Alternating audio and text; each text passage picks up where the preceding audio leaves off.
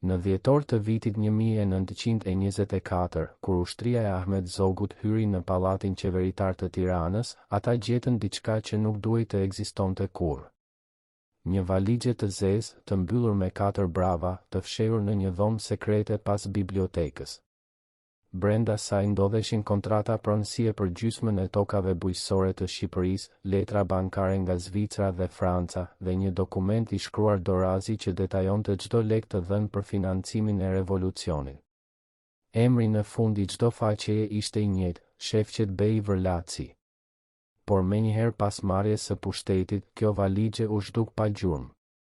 Kush e mori atë?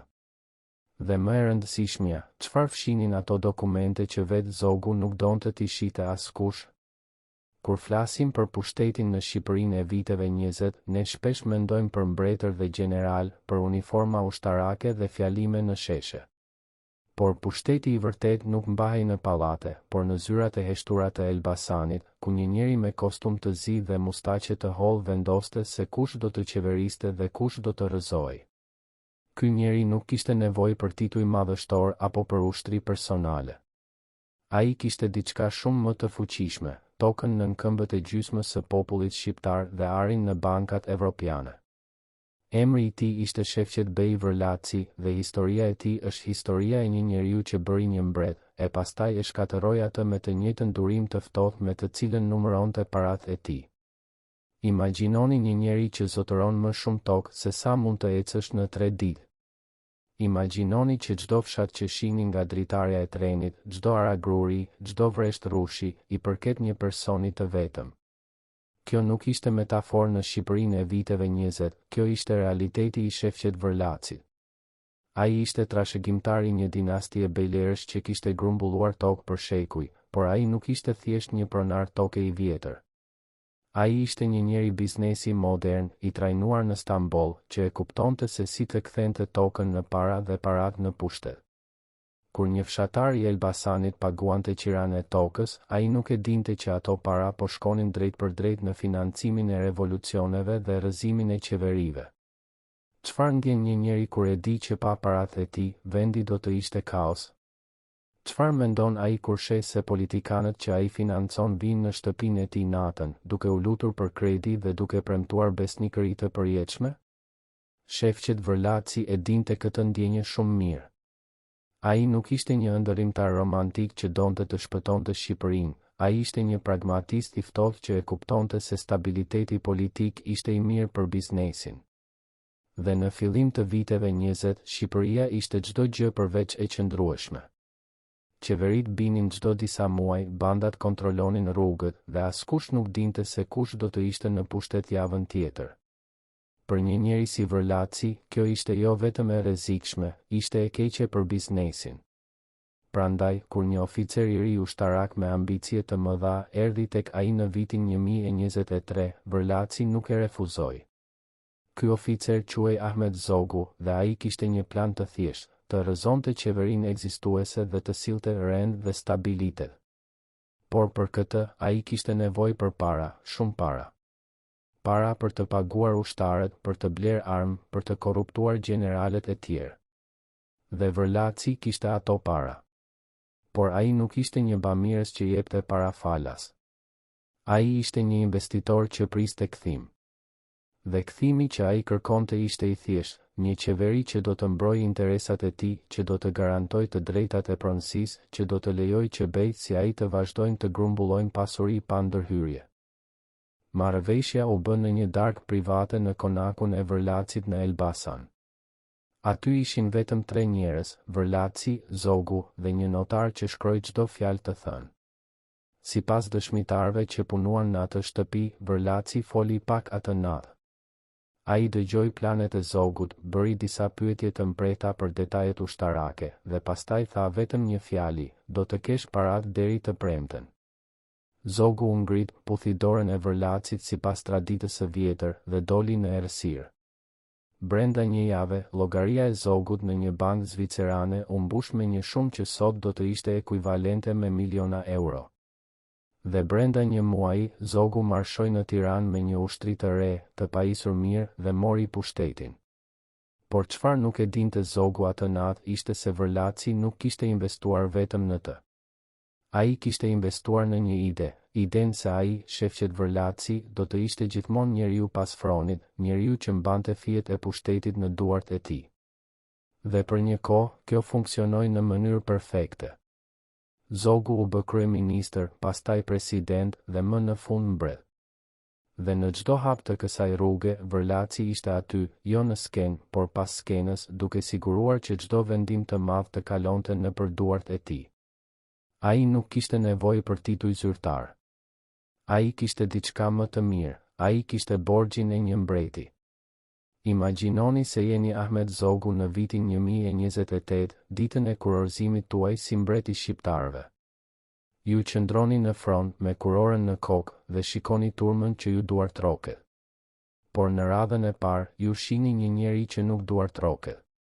Ai thjesht ju shikon me një buzëqeshje të vogël, të ftohtë. Ky njeri është shefqet Vërlaci. Dhe në atë moment, ju e kuptoni se çdo gjë që keni, kurora, pallati, ushtria, i detyroheni atij. Si ndiheni? Krenar? Apo të frikësuar? Sepse ju e dini se një njeri që ju bëri mbret mund të ju bëj edhe diçka tjetër. Por Zogu nuk ishte një njeri që pranonte të ishte në borxh për gjithmonë. Ai kishte ambicjet e tij, vizionin e tij për një Shqipëri moderne, evropiane. Dhe në atë vizion nuk kishte vend për bejler feudal që zotëronin gjysmën e vendit.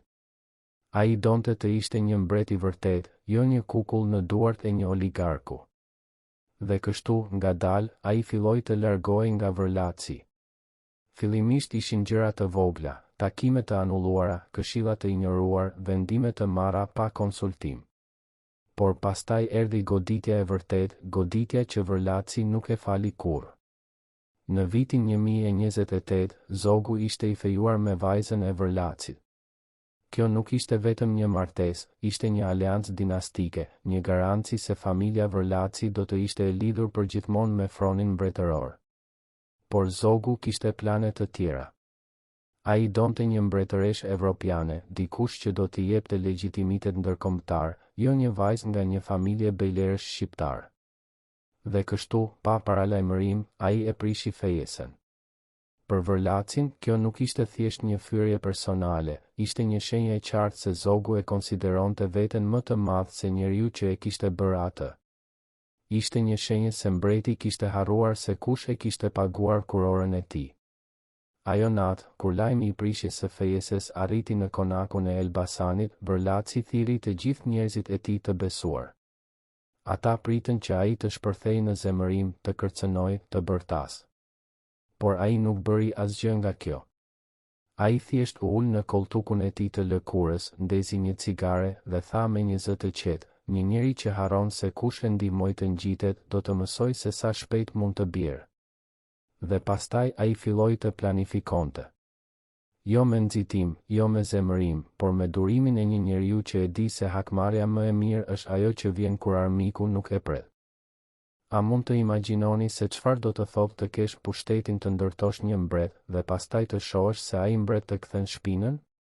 A mund të imagjinoni zemërimin e ftohtë, të kontrolluar, të një njeriu që nuk ka nevojë të bërtas sepse e di se ka mjetet për të shkatëruar çdo gjë që ka ndërtuar? Kjo është historia që po fillojmë të zbulojmë sot, historia e një njeriu që zotëronte gjysmën e Shqipërisë, që bëri një mbret dhe që pastaj, me durim të gjakftohtë, e rrëzoi atë. Por si e bëri ai këtë? Dhe çfarë çmimi pagoi vetë Vërlaci për këtë hakmarrje? Për të kuptuar se si shefqet Vërlaci arriti të bëhej njeriu më i pasur në historinë e Shqipërisë, duhet të kthehemi prapa në kohë, në një botë që sot na duket pothuajse mesjetare. Ai lindi më 15 dhjetor të vitit 1877 në Elbasan, në një familje që tashmë ishte një nga më të fuqishmet në rajon. Por Vërlaci nuk ishte thjesht një djalë i pasur që trashëgoi pasurinë e familjes. Ai ishte diçka më e rrallë, një aristokrat me mendje biznesi, një feudal që e kuptonte kapitalin modern. Ndërsa shumica e bejlerëve të tjerë jetonin nga qiraja e tokave dhe shpenzonin parat në lukse dhe festa, Vërlaci investonte. A i blinte më shumë tokë, modernizonte bujqësinë, hapte fabrika të vogla dhe më e rëndësishmja, a i ndërtonte lidhje me bankat evropiane. Në fillim të shekullit të 20, kur Shqipëria ende ishte nën sundimin Osman, Vërlaci tashmë kishte llogari në Zvicër dhe Francë. A i nuk mbante paratë e tij në arka në konakun e Elbasanit, a i mbante aty ku ishin të sigurta, aty ku askush nuk mund t'ia merrte. Kjo ishte një nga sekretet e tij, ndërsa politika shqiptare ishte kaotike dhe e pasigurt, pasuria e tij ishte e mbrojtur nga sistemet më të qëndrueshme financiare në botë. Dhe kjo i dha atij një avantazh të madh ndaj rivalëve të tij. Ai mund të mbijetonte çdo krizë politike, sepse pasuria e tij nuk ishte e lidhur me fatin e një qeverie të vetme. Por sa i pasur ishte ai në të vërtetë? Shifrat e sakta nuk ekzistojnë më, shumë dokumente u shkatëruan gjatë luftës dhe regjimit komunist. Por ka dëshmi indirekte që na japin një ide.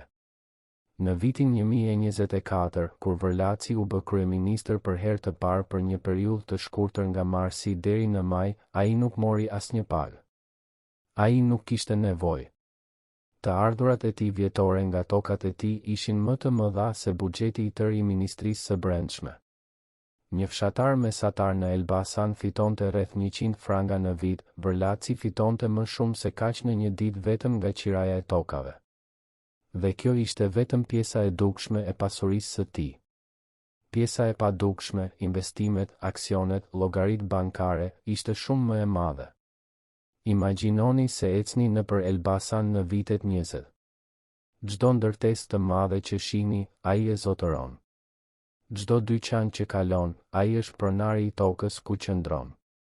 Çdo rrugë që ndërtohet, ai ka dhënë lejen dhe ka marrë një përqindje. Ju nuk mund të bëni asgjë në atë qytet pa u përballur me emrin Vërlaci. Dhe kjo nuk ishte vetëm në Elbasan, ishte në gjithë Shqipërinë qendrore. Ai kishte toka në Tiranë, në Durrës, në Berat. Ai kishte pjesë në kompanitë që importonin mallra nga Italia. Ai kishte marrëdhënie me tregtarët grek dhe me bankat austriake. Ai ishte, në të vërtetë, një shtet brenda shtetit, një fuqi ekonomike që nuk kishte nevojë për pushtet politik, sepse ai tashmë e kontrollonte atë që ishte më e rëndësishme, paratë. Por pasuria nuk ishte vetëm për luksin personal. Vërlaci jetonte mirë, sigurisht, ai kishte një konak të madh, shërbëtor, makina të importuara. Por ai nuk ishte një shpenzues i çmendur si disa aristokratë të tjerë. Ai ishte një grumbullues, një njeri që e shihte pasurinë si mjet, jo si qëllim. Dhe mjeti kryesor për të cilin ai e përdorte pasurinë e tij ishte pushteti politik. Ai e kuptonte se në një vend të vogël dhe të paqëndrueshëm si Shqipëria, njeriu që kontrollonte paratë, kontrollonte gjithçka. Dhe ai ishte i gatshëm të investonte sasi të mëdha për të siguruar që qeveria të ishte miqësore me interesat e tij. Kjo na çon në një nga momentet më të rëndësishme të jetës së tij, vendimin për të financuar Ahmet Zogun. Në vitin 2023, Shqipëria ishte në kaos. Qeveria e Fan Nolit, një klerik i arsimuar dhe idealist, po përpiqej të bënte reforma radikale, reforma që përfshinin shpronësimin e bejlerëve të mëdhenj dhe shpërndarjen e tokës tek fshatarët. Për Vërlacin, kjo ishte një kërcënim ekzistencial. Nëse Noli do të kishte sukses, ai do të humbiste gjithçka. Prandaj, kur Zogu erdhi tek ai me një plan për të rrëzuar Nolin, Vërlaci nuk hezitoi. Ai e pa këtë si një investim jetik dhe ai ishte i gatshëm të paguante çdo çmim. Shumat e sakta që Vërlaci i dha Zogut nuk janë kurrë zbuluar plotësisht, por burimet të kohës flasin për valixhe plot me franga ari dhe transferta bankare që do të mund të blinin një flot anijesh. Disa historian besojnë se Vërlaci shpenzoi ekuivalentin e disa milion dollarëve të sotëm, një shumë astronomike për kohën. Por për Vërlacin, kjo nuk ishte një shpenzim, ishte një investim. Dhe investimi u kthye. Zogu fitoi, Noli iku në mërgim dhe Vërlaci u bë njeriu më i fuqishëm pas Fronit. Çdo ligj i ri që preknte pronësinë e tokës kalonte nëpër duart e tij. Çdo vendim ekonomik i rëndësishëm diskutohej së pari me të. Ai nuk kishte nevojë të ishte kryeministër apo ministër, ai ishte diçka më e mirë, ai ishte patroni. por ka një detaj që shpesh harrohet në këtë histori. Vërlaci nuk ishte vetëm një oligark që blinte politikan. Ai ishte gjithashtu një njeri me një vizion për Shqipërinë, një vizion konservator, sigurisht, por një vizion megjithatë. Ai besonte në një Shqipëri të qëndrueshme, të drejtuar nga elita tradicionale, të lidhur me Evropën, por jo të shkrirë në të. Ai nuk donte revolucion apo ndryshime radikale, ai donte rend, ligj dhe mbrojtje të pronës. Dhe për një kohë, dukej se ky vizion po realizohej. Zogu solli stabilitet, ndërtoi një shtet modern dhe Shqipëria filloi të njihej ndërkombëtarisht. Vërlaci mund të shihte nga dritarja e konakut të tij dhe të mendonte, unë e bëra këtë të mundur. Por ka një pyetje që duhet bërë, a e dinte Vërlaci se po krijonte një përbindës që një ditë do të kthehej kundër tij? A e pa ai se Zogu nuk ishte një kukull e thjeshtë, por një politikan ambicios që një ditë do të donte të ishte i pavarur? Apo ai mendoi se pasuria e tij ishte aq e madhe, fuqia e tij aq absolute, saqë asnjë mbret nuk do të guxonte ta sfidonte? Këto janë pyetje që vetëm Vërlaci mund t'i përgjigjej dhe ai i çoi ato në varr. Por ajo që ne e dim është se në fund të viteve 20, marrëdhënia midis tyre filloi të ndryshonte. Zogu po bëhej më i pavarur, më i sigurt, më pak i gatshëm të dëgjonte këshillat e Vërlacit. Dhe Vërlaci, me instinktin e tij të mbret politik, e ndjeu këtë ndryshim. Ai e ndjeu se diçka po shkonte keq. Në vitin 1028, kur Ahmet Zogu u kurorëzua si mbret i shqiptarëve, shefqet Vërlaci qëndroi në radhën e parë të ceremonisë, i veshur me kostumin e tij më të mirë, duke shikuar me një shprehje të palexueshme. Për shumicën e njerëzve që ishin aty, kjo ishte një ditë feste. Shqipëria kishte një mbret, një simbol të ri të sovranitetit dhe krenarisë kombëtare. Por për Vërlacin, kjo ishte diçka tjetër.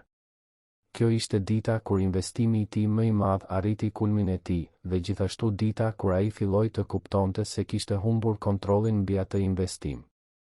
Sepse Zogu, me kurorën në kokë, nuk ishte më oficeri i ri që kishte ardhur tek ai duke kërkuar para.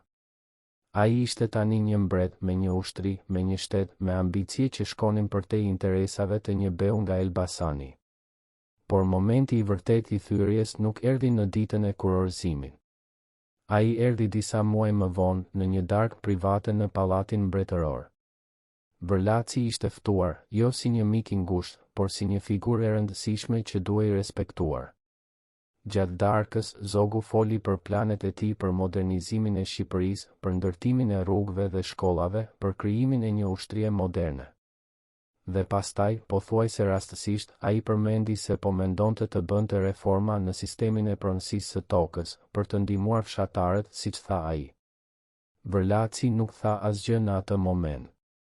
Ai thjesht buzëqeshi, piu verën e tij dhe ndërroi temën. Por brenda tij diçka u thye. Ai e kuptoi se Zogu nuk po fliste për reforma të vogla, ai po fliste për të prekur bazën e fuqisë së Vërlacit. Dhe pastaj erdhi goditja finale, prishja e fejesës. Kjo nuk ishte thjesht një çështje personale, kjo ishte një mesazh politik. Duke refuzuar të martohej me vajzën e Vërlacit, Zogu po thoshte se ai nuk kishte nevojë për aleancën me familjen Vërlaci. Ai po thoshte se ai ishte mjaft i fortë për të qëndruar vetëm. Dhe për Vërlacin, kjo ishte një thyrje që nuk mund të falej. Jo sepse ai e donte shumë vajzën e tij, martesat në atë kohë ishin transaksione politike, jo romanca. Por sepse kjo ishte një shenjë e qartë se Zogu e konsideronte veten më të madh se njeriu që e kishte bërë atë.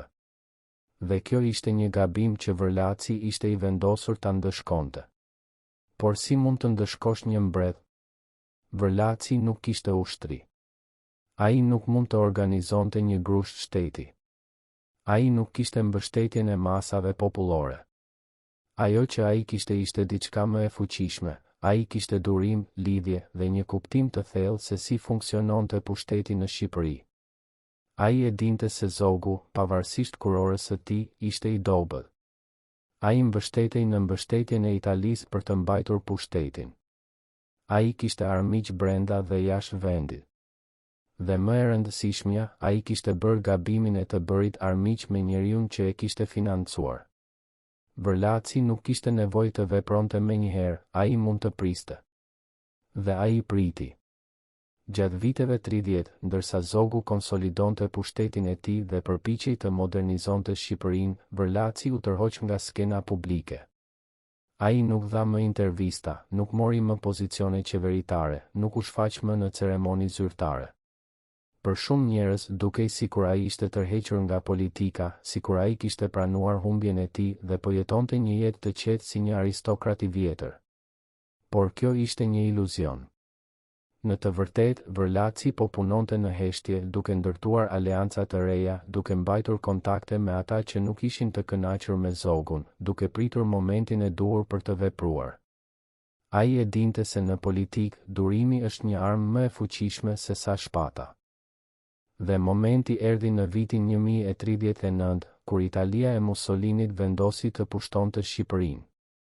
Zogu, i izoluar dhe i pafuqishëm, iku nga vendi me familjen e tij, duke marrë me vete aq shumë arë sa mund të mbante. Dhe kush mendoni se italianët thirrën për të formuar qeverinë e re? Shefqet Vërlacin. Jo sepse ai ishte një fashist, ai nuk ishte. Jo sepse ai donte pushtimin italian, ai nuk e donte. Por sepse ai ishte njeriu më i fuqishëm që kishte mbetur, njeriu që kishte lidhjet, pasurinë dhe respektin e elitës së vjetër shqiptare. Dhe italianët e dinin se pa Vërlacin, ata nuk mund të qeverisnin Shqipërinë.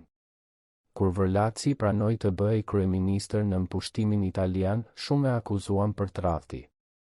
Si mund të bashkëpunonte me pushtuesit? Si mund të shërbente në një regjim të huaj? Por për Vërlacin, kjo nuk ishte tradhti, kjo ishte drejtësi. Zogu e kishte tradhtuar atë, e kishte përdorur dhe e kishte hedhur. Tani, Zogu ishte në mërgim, i varfër dhe i harruar, ndërsa Vërlaci ishte përsëri në pushtet. Kjo ishte hakmarrja e tij, jo e dhunshme, jo e shpejtë, por e plotë. Ai nuk kishte nevojë të vriste Zogun apo ta burgos. Ai thjesht duhej të ishte aty kur Zogu ra dhe të tregonte se kush kishte qenë gjithmonë i fuqishmi i vërtetë. Por pushteti nën italianët nuk ishte ajo që Vërlaci e kishte imagjinuar. Ai nuk ishte një kryeministër i vërtetë, ai ishte një figurë dekorative, një mbulesë për pushtimin italian. Çdo vendim i rëndësishëm merrej nga Tirana, por nga Roma. Ai mund të jepte urdhra, por ato urdhra duhej të aprovohen nga komandantët italian. Ai mund të fliste në emër të Shqipërisë, por askush nuk e dëgjonte. Dhe ngadalë, ai filloi të kuptonte se ai kishte bërë një marrëveshje me djallin. Ai kishte fituar hakmarrjen e tij ndaj Zogut, por kishte humbur diçka më të rëndësishme. Ai kishte humbur respektin e popullit të tij. Në vitin 1041, Vërlaci dha dorëheqjen nga pozicioni i kryeministrit. Arsyet zyrtare ishin shëndet i dobët dhe moshë e shtyrë. Por të gjithë e dinin të vërtetën, ai kishte kuptuar se nuk kishte më asnjë pushtet real, se ai ishte thjesht një kukull në duart e italianëve. Dhe për një njeri si Vërlaci, që kishte qenë gjithmonë ai që tërhiqte fijet, kjo ishte një poshtërim i padurueshëm. Ai u tërhoq në konakun e tij në Elbasan, duke shpresuar se mund të jetonte në qetësi pjesën e mbetur të jetës së tij. Por historia nuk kishte mbaruar me të. Gjatë luftës, ndërsa Shqipëria u bë fushëbetej midis forcave italiane, gjermane dhe partizanëve komunistë, Vërlaci u përpoq të mbetet neutral. Ai nuk mbështeti asnjë palë, nuk dha para për asnjë kam. Ai thjesht priti, duke shpresuar se kur lufta të mbaronte, ai do të mund të ruante të paktën një pjesë të pasurisë së tij. Por kur komunistët fituan në vitin 1044, ai e kuptoi se kjo ishte fundi. Komunistët nuk ishin si Zogu, ata nuk mund të blieshin, nuk mund të negocioheshin.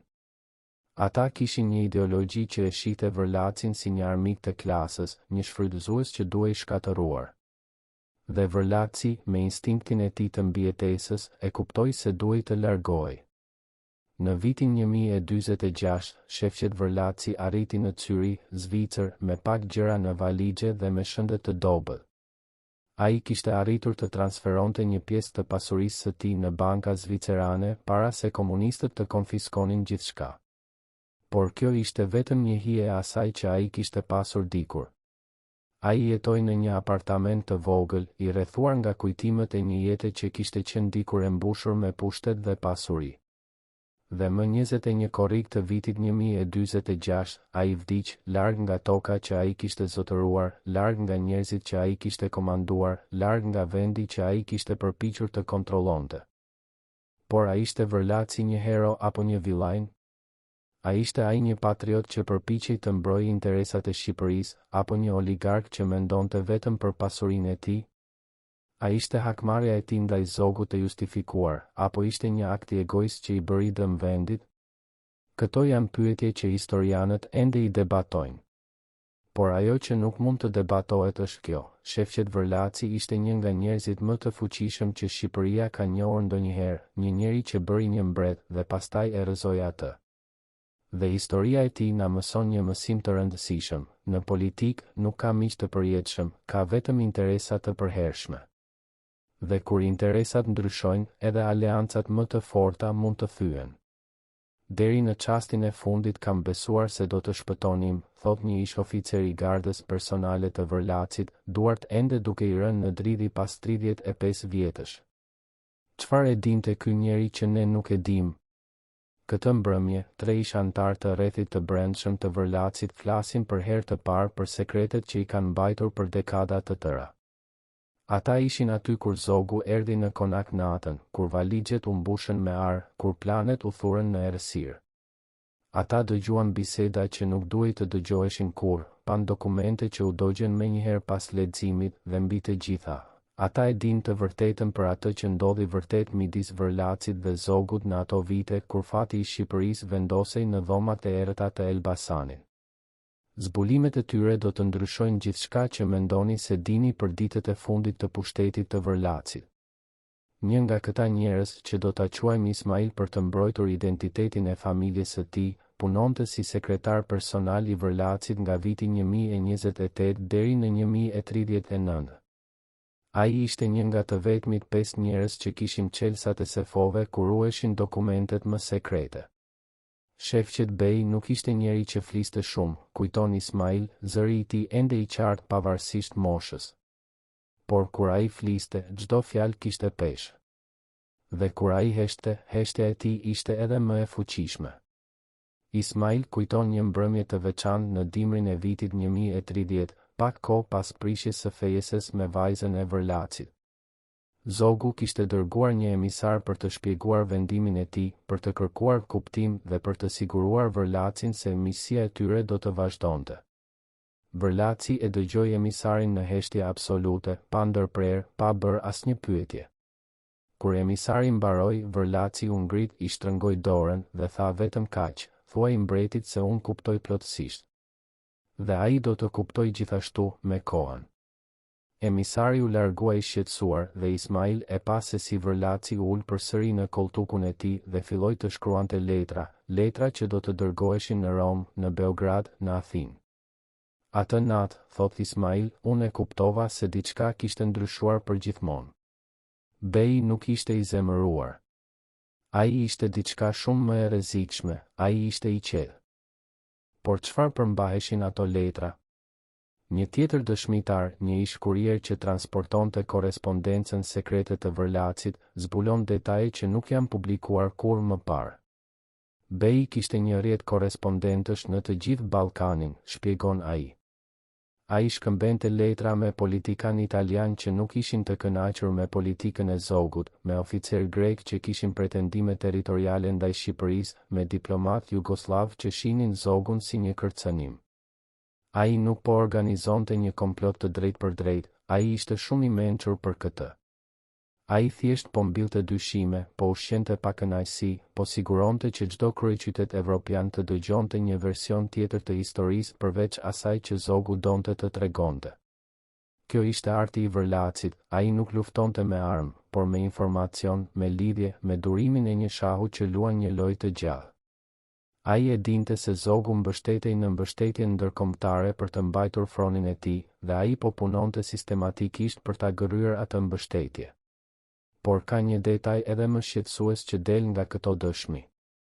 Vërlaci nuk po vepronte vetëm. Ai kishte aleancë me një grup të vogël por të fuqishëm aristokratësh të tjerë që ndjenin të njëjtën fyrje nga politikat modernizuese të Zogut.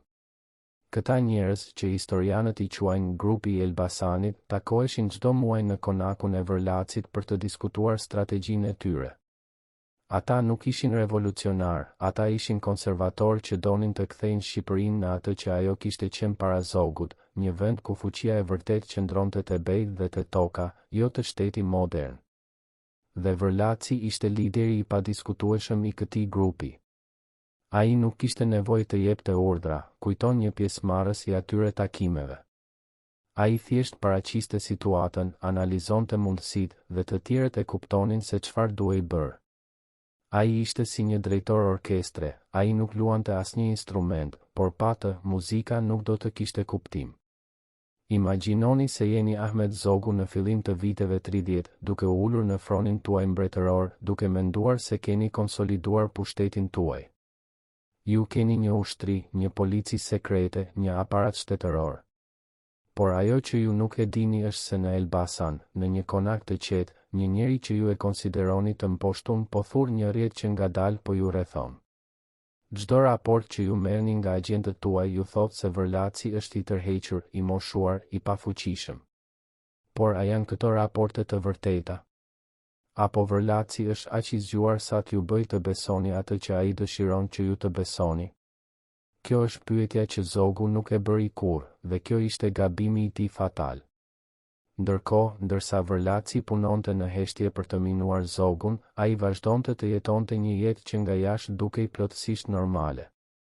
Ai merrte pjesë në ceremoni fetare, organizonte festa për elitën lokale, mbikëqyrte administrimin e tokave të tij. Por nën këtë sipërfaqe normaliteti, ai ishte një njeri i konsumuar nga një qëllim i vetëm, të provojë se ai, jo Zogu, ishte forca e vërtet pas Shqipërisë. Dhe çdo vit që kalonte, ai po afrohej më shumë në atë qëllim. Sepse ndërsa Zogu po bëhej gjithnjë më i varur nga Italia për mbështetje financiare dhe ushtarake, Vërlaci po ndërtonte lidhje me ata që do të vendosnin fatin e Shqipërisë në të ardhmen, me italianët vetë. A e dini se çfarë do të thotë të kesh durimin të presësh gati një dekadë për hakmarrjen tënde? A mund të imagjinoni forcën e vullnetit që kërkohet për të mos vepruar me impuls, por për të lënë që historia të zhvillohet, duke ditur se në fund ajo do të vijë tek ti? Kjo ishte mjeshtëria e Vërlacit, ai nuk ishte një njeri i nxituar, ai ishte një strateg që mendonte në dekada, jo në muaj. Dhe kur momenti erdhi më në fund në vitin 1039, ai ishte gati. Ai kishte pritur, kishte planifikuar, dhe tani ishte koha për të vjel atë që kishte mbjell. Imagjinoni se jeni një mjek personal i një njeriu të fuqishëm, dhe çdo vizitë që bëni duhet të mbetet sekret absolut. Asnjë diagnozë nuk shkon në dokumentet zyrtare. Asnjë recetë nuk mban emrin e vërtet të pacientit. Por arkivat e fshehta ruajnë një listë me medikamentet e porositura për shefqet Vërlacin, dhe kjo listë zbulon një të vërtet që ai e fshehu nga populli shqiptar për dekada të tëra. Në këtë kapitull, ju do të shihni provat mjekësore që ndryshojnë gjithçka që dinit për vitet e fundit të jetës së këtij njeriu. Sepse Vërlaci nuk ishte thjesht një aristokrat i moshuar që u tërhoq nga skena, ai ishte një njeri që po luftonte një betejë të fshehtë kundër një armiku që nuk mund ta mposhte me para apo me lidhje, vetë trupi i tij. Dokumentet mjekësore që janë zbuluar kohët e fundit në arkivat zvicerane tregojnë një histori shqetësuese. Që nga viti 1035, Vërlaci vuante nga dhimbje të forta koke që shpesh e detyronin të qëndronte në dhomë për ditë të tëra. Mjekët e tij, të thirrur në fshehtësi në konak, i përshkruanin këto simptoma si tension nervor i lartë dhe lodhje mendore. Por receta që ata i linin tregojnë diçka më serioze: medikamente për të kontrolluar presionin e gjerë të lartë, substanca për të lehtësuar dhimbjen kronike dhe, më shqetësuese, preparate që përdoreshin për të trajtuar simptoma të hershme të problemeve kardiovaskulare. Vërlaci, njeriu që duke i pathyeshëm, që kontrollonte gjysmën e Shqipërisë me një dorë të hekurt, po shkatërrohej nga brenda. Por pse kjo ishte mbajtur aq sekrete? Një ish infermier që punoi në shtëpinë e Vërlacit shpjegon, në atë kohë, nëse armiqt e tu mësonin se ishe i sëmur, ata do të shihnin këtë si dobësi. Dhe për një njeri si Bej, që e gjithë fuqia e tij mbështetej në perceptimin e forcës së tij, çdo shenjë dobësie mund të ishte fatale. Prandaj, çdo herë që Vërlaci kishte një krizë shëndetësore, stafi i tij krijonte një alibi, ai ishte në udhëtim pune, ose po takonte vizitor të rëndësishëm që kërkonin privatësi. Askush jashtë rrethit të ngushtë nuk e dinte se në të vërtetë, ai ishte i shtrirë në shtrat, duke u munduar me dhimbje që asnjë sasi parash nuk mund t'i lehtësonte. Ka një episod veçanërisht dramatik që ndodhi në pranverën e vitit 1037. Vërlaci kishte një takim të planifikuar me një delegacion italian që po diskutonte investime të reja në Shqipëri.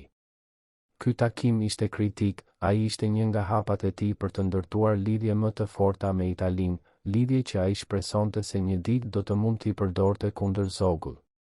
Por në mëngjesin e takimit, Vërlaci u zgjua me një dhimbje koke aq të fortë sa që mezi mund të qëndronte në këmbë.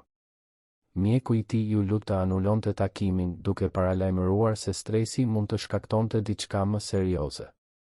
Por Vërlaci refuzoi. Ai u ngrit, u vesh, mori një dozë të 2 fish të medikamenteve të tij dhe shkoi në takim. Për 3 orë, ai negocioi, diskutoi, binti, dhe askush në dhomë nuk e kuptoi se ai po vuante. Vetëm kur italianët u larguan, ai u rrëzua në koltukun e tij, i bardhë si gëlqerja, dhe lejoi që mjeku t'i jepte një injeksion urgjent për të stabilizuar gjendjen e tij. Kjo ishte Vërlaci, një njeri që preferonte të vdiste sesa të tregonte dobësi. Por kjo qëndrim kishte një çmim. Çdo krizë e re e dobësonte më shumë, çdo dozë e re e medikamentesh e bënte më të varur nga ato. Dhe ndërsa trupi i tij po dështonte, mendja e tij po bëhej gjithnjë e më obsesive.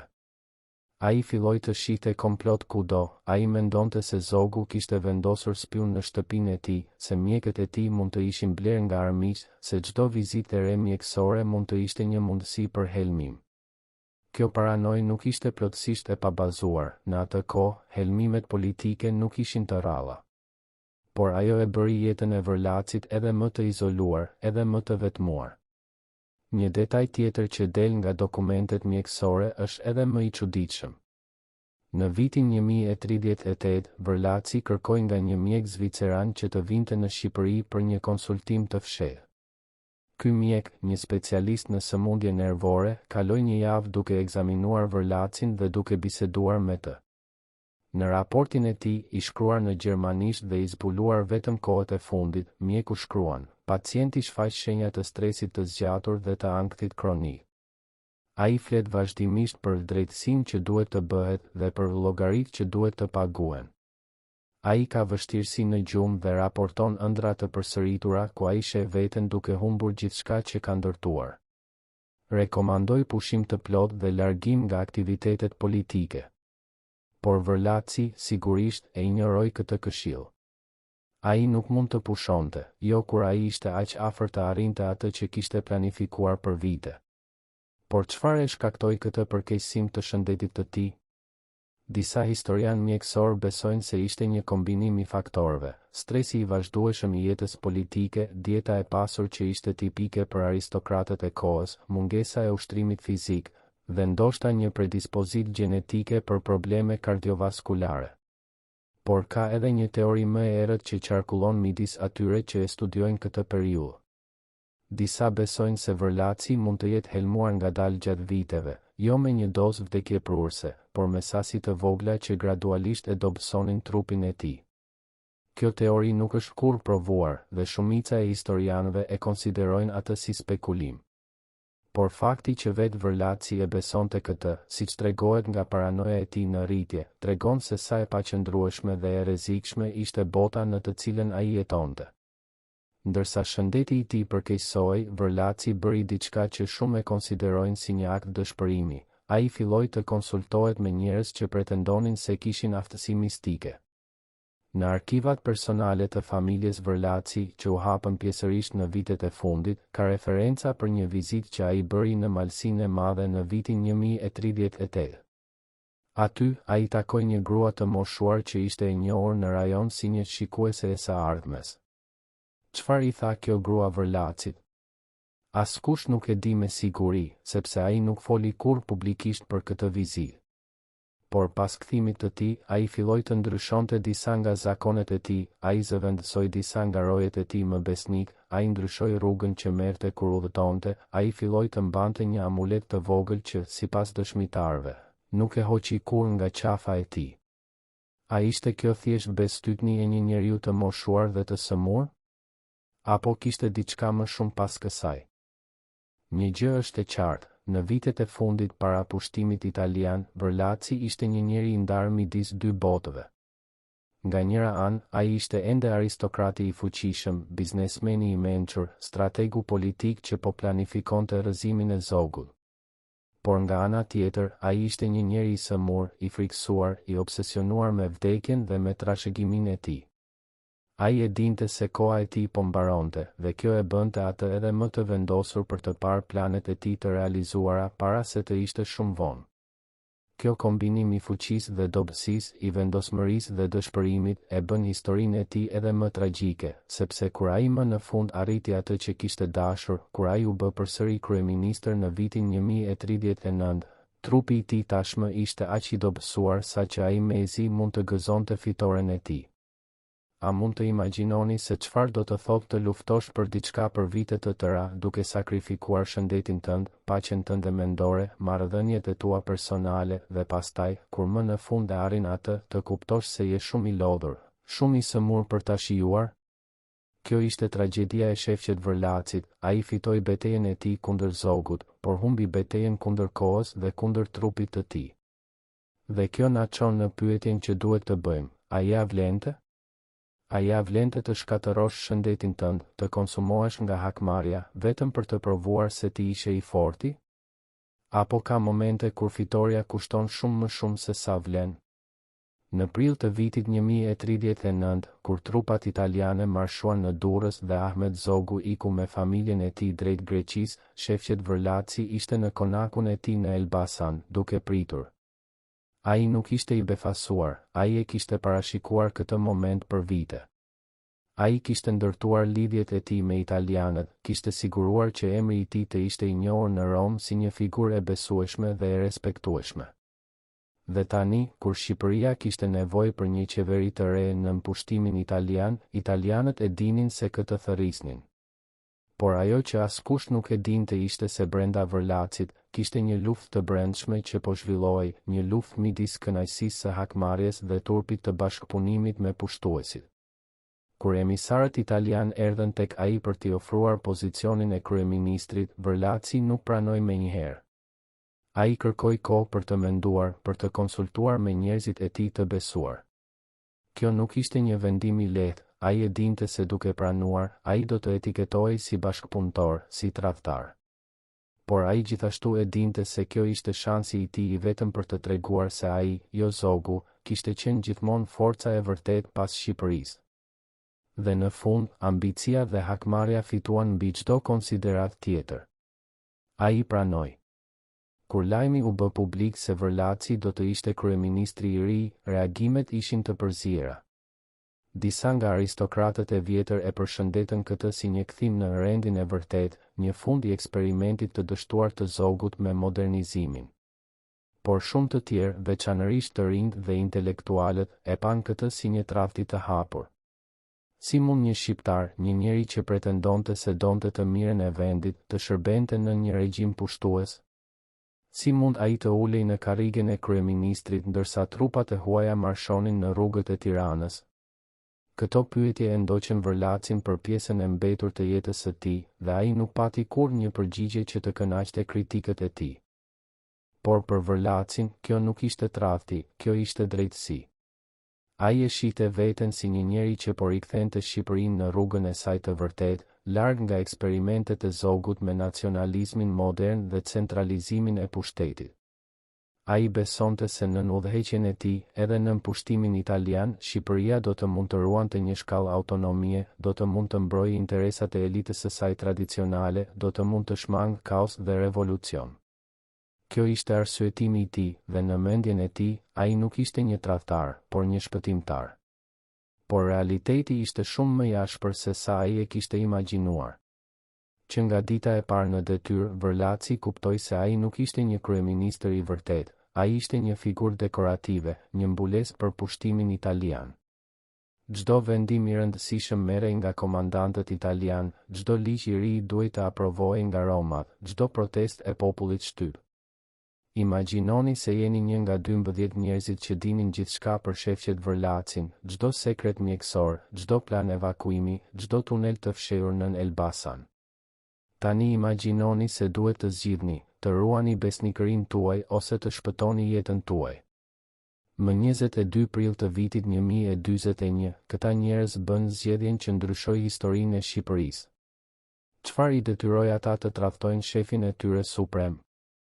Në rrethin e brendshëm të Vërlacit ekzistonte një grup që historianët e quajnë 12 heshtësit, njerëz që e dinin gjithçka, por që nuk flisnin kurrë.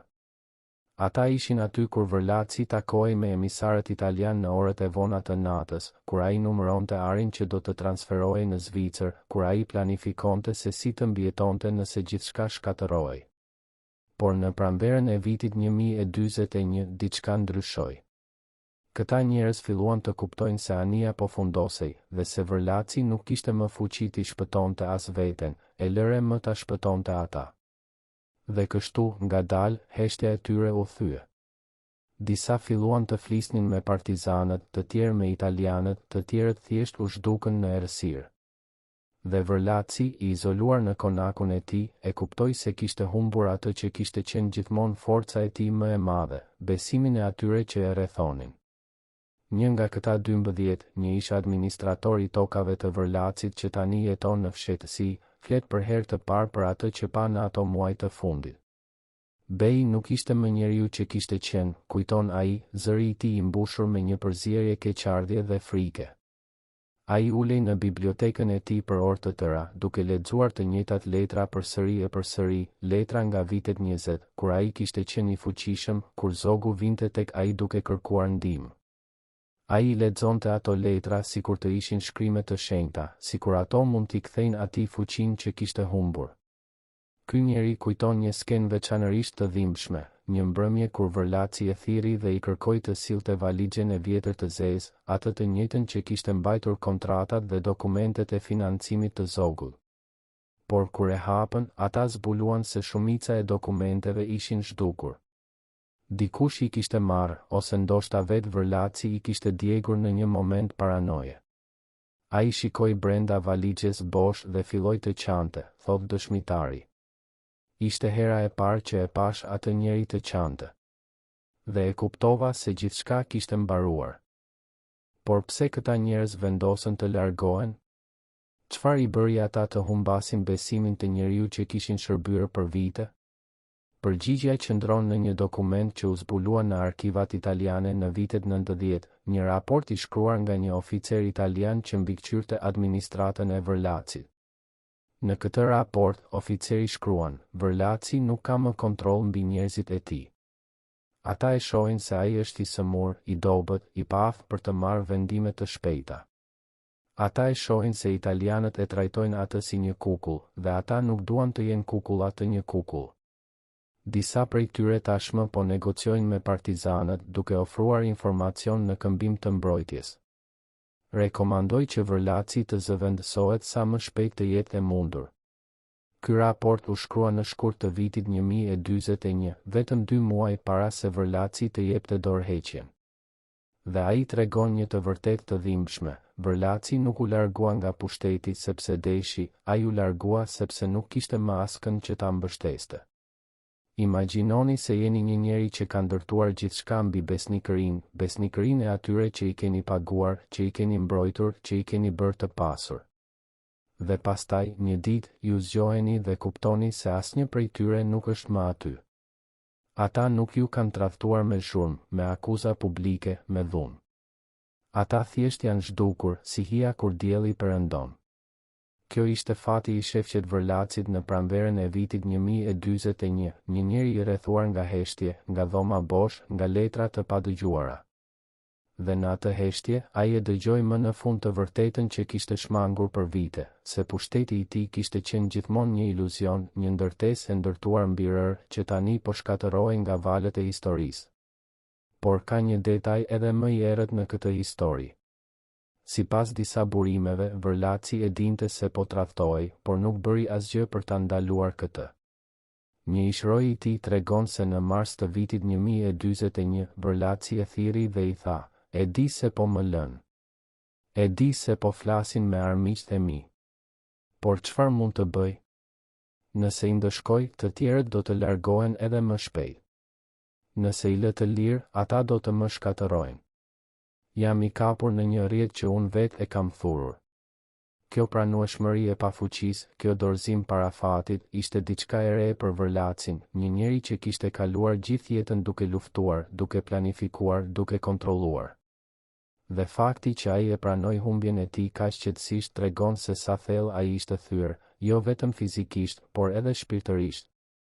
Kur Vërlaci dha dorëheqjen më 21 prill të vitit 1041, deklarata zyrtare foli për arsye shëndetësore dhe dëshirën për t'u tërhequr nga jeta publike. Por të gjithë e dinin të vërtetën.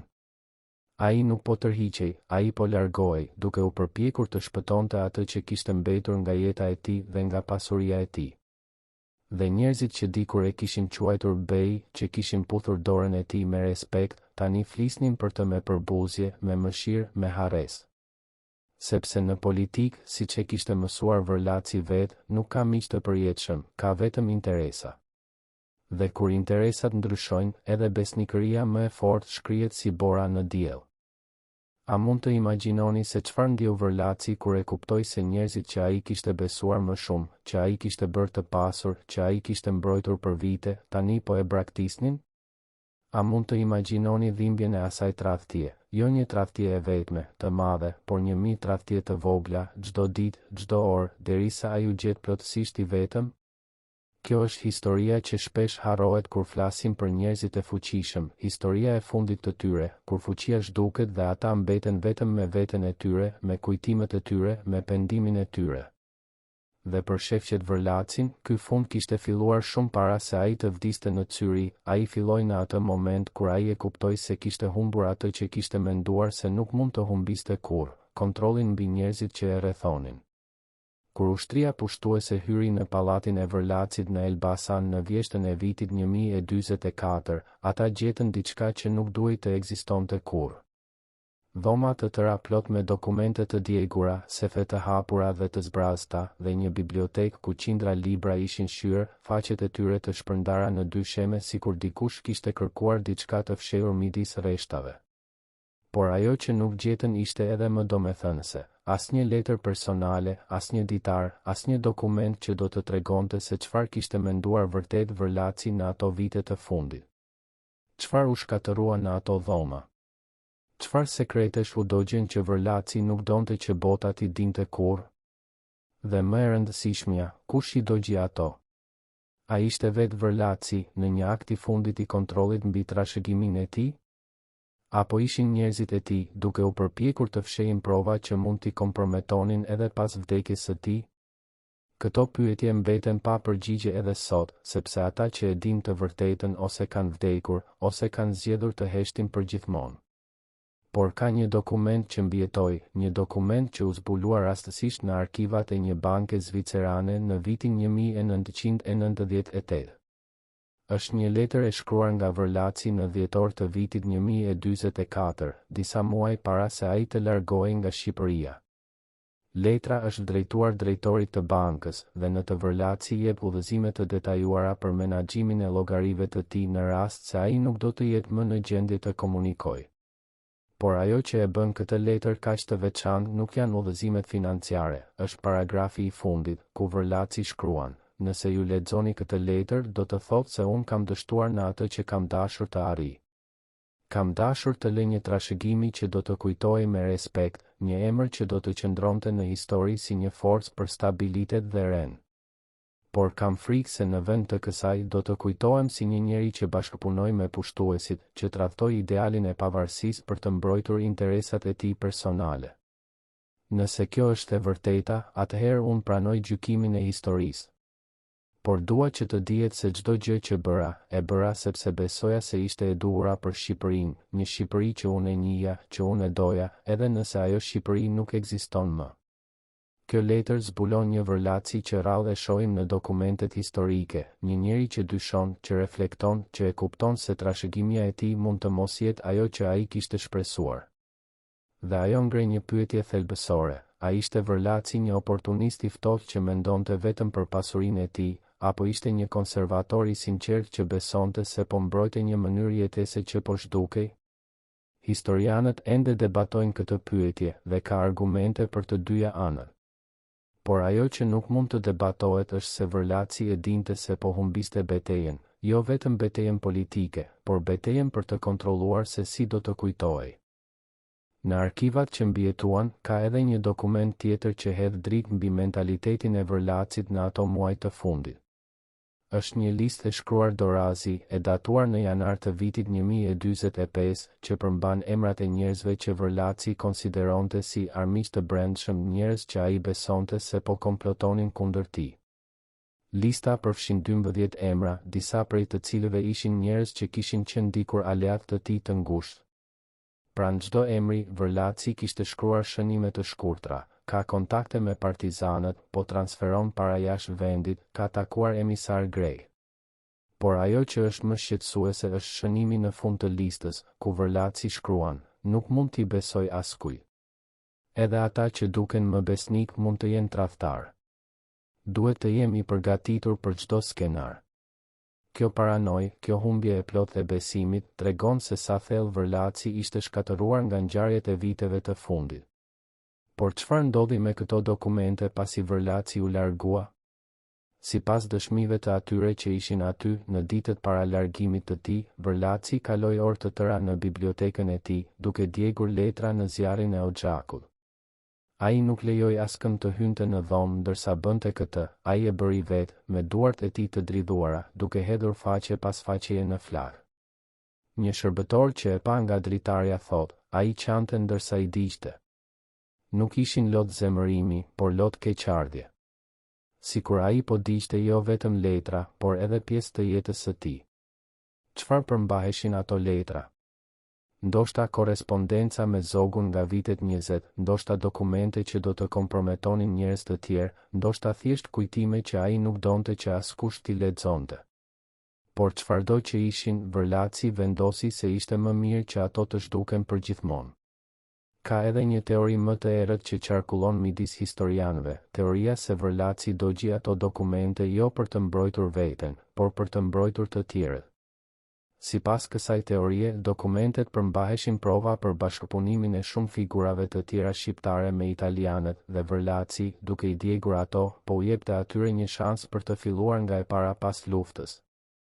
Kjo teori nuk është kurrë provuar, por ajo përputhet me një aspekt të karakterit të vërlacit që shpesh harrohet. Pavarësisht nga të gjitha gabimet e tij, ai kishte një kod nderi të vjetër, një besim se ka gjëra që nuk duhen thënë, sekrete që duhen mbajtur edhe me çmimin e reputacionit personal.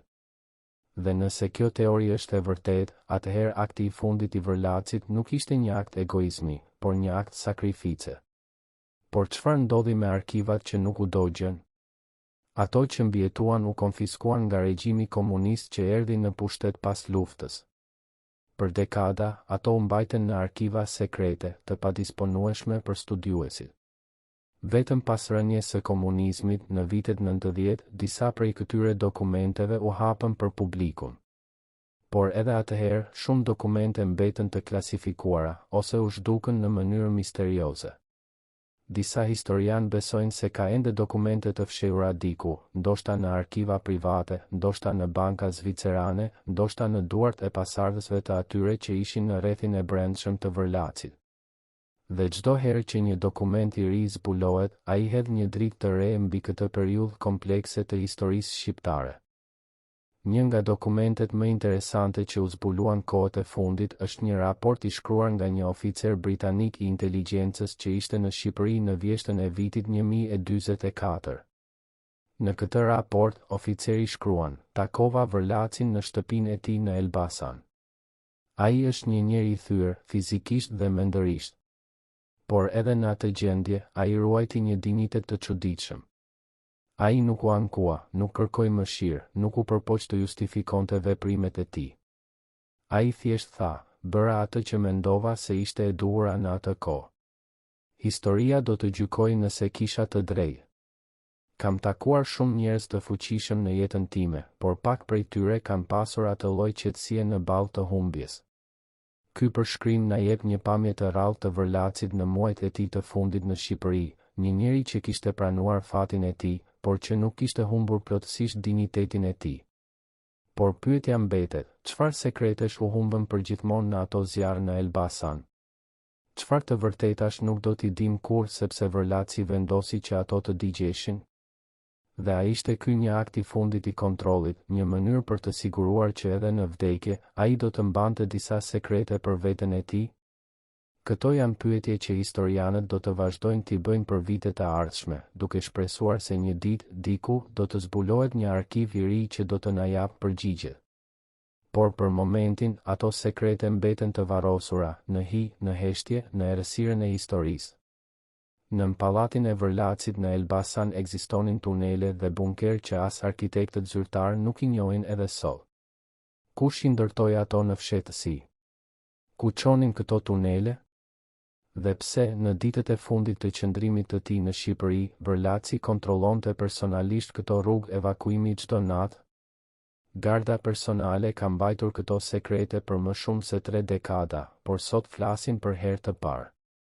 Në vitet 30, kur Vërlaci ishte në kulmin e fuqisë së tij, ai filloi një projekt ndërtimi që askush nuk e dinte, as qeveria, as italianët, as madje shumica e stafit të tij. Ai solli inxhinier nga Stambolli, punëtor nga fshatrat e largëta që nuk flisnin shqip dhe i vuri ata të punonin natën nën tokë, duke ndërtuar një rrjet tunelesh që lidhte konakun e tij me disa pika kyçe në qytet, me stacionin e trenit, me një shtëpi të sigurt pranë lumit dhe me një rrugë që çonte drejt maleve. Një nga punëtorët që mbijetoi, një njeri që tani është në të 90-tat e tij, kujton atë periudhë me një përzierje frike dhe admirimi. Na thanë se po ndërtonim një bodrum për ruajtjen e ushqimit, thot ai. Por ne e kuptuam shpejt se kjo nuk ishte e vërtetë. Tunelet ishin shumë të gjatë, shumë të thellë. Dhe kishte dhoma sekrete, me dyrë të hekurta, me ventilim të sofistikuar. Kjo nuk ishte për ushqim, kjo ishte për mbijetesë.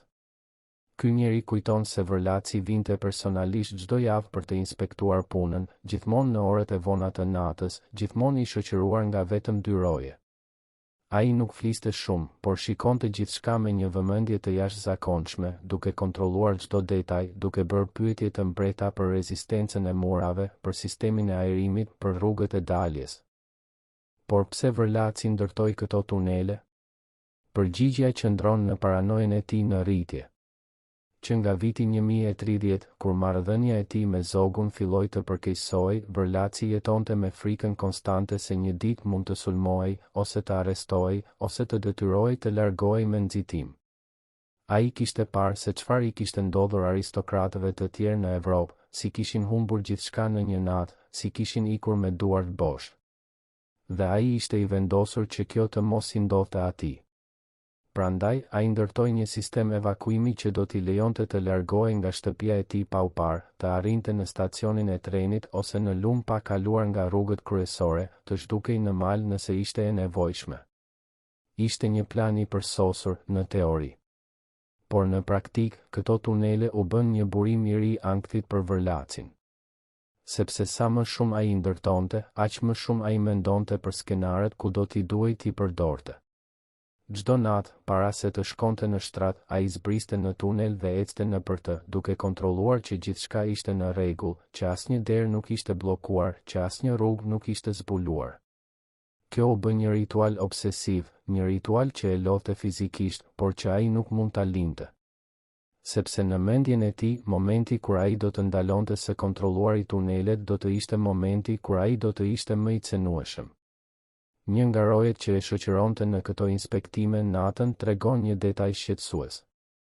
Në vitet e fundit, Bej filloi të flasë me veten ndërsa ecte në tunele, kujton ai. Ai thoshte gjëra si ata po vinë, duhet të jem gati, ose nuk do të më kapin kur, jo këtu.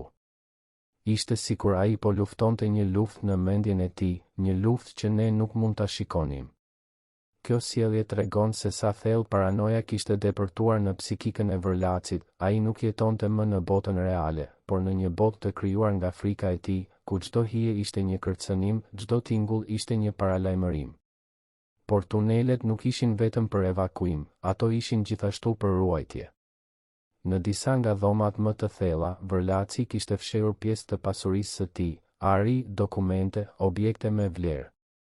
Ai nuk i besonte më bankave, nuk i besonte më njerëzve të tij, ai besonte vetëm në tokën nën këmbët e tij, në muret e trashtë të betonit, në errësirën që askush nuk mund ta depërtonte. Një nga inxhinierët që punoi në ndërtimin e këtyre dhomave tregon se Vërlaci kërkoi që të instaloheshin dyrë me kombinacione që vetëm ai dinte. Ai na tha se nëse diçka i ndodhte atij, askush nuk duhej të mund t'i hapte ato dhoma, kujton inxhinieri. Ai preferonte që pasuria të mbetej e varrosur përgjithmonë sesa të binte në duart e armiqve të tij. Kur Vërlaci u largua nga Shqipëria në vjeshtën e vitit 1044, ai nuk përdori tunelet për të ikur, ai u largua haptazi, me tren, drejt kufirit. Por përpara se të largohej, ai kaloi një natë të tërë në tunele, duke mbyllur dyrë, duke fshehur gjurmë, duke siguruar që askush nuk do të mund t'i gjente lehtësisht. Dhe sipas disa burimeve, ai la pas disa gjëra që ai nuk mund t'i merrte me vete, por që nuk donte që të binin në duart e askujt tjetër. Çfarë ishin ato gjëra? Askush nuk e di me siguri.